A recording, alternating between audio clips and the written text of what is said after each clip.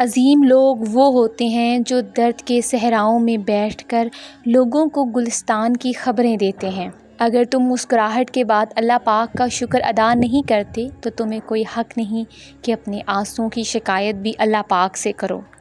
انسان کا بہترین ساتھی اس کی صحت ہے۔ اگر اس کا ساتھ چھوٹ جائے تو وہ ہر رشتے کے لیے بوجھ بن جاتا ہے۔ اپنی صحت کا خیال رکھیں۔ دریا تلاش نہ کر، سمندر تلاش کر، راحت جہاں ملے تجھے وہ گھر تلاش کر۔ لوگوں کے پیچھے چلنے سے کچھ فائدہ نہیں، جو رائے حق دکھائے وہ رہبر تلاش کر۔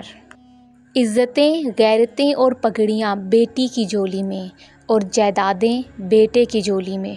تمام انگلیاں لمبائی میں برابر نہیں ہوتی، لیکن انہیں جب موڑا یا جھکایا جاتا ہے تو سب لمبائی میں برابر ہو جاتی ہیں۔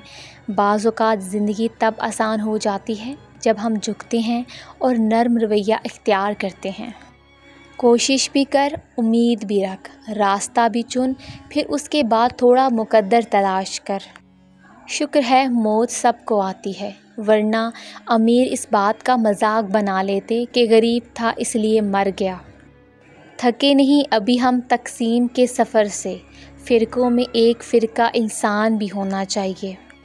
اچھے اور برے لوگ ہر جگہ موجود ہیں، لیکن خرابی تب پیدا ہوتی ہے جب اچھوں کو پیروں میں اور بروں کو سر پر بٹھایا جاتا ہے۔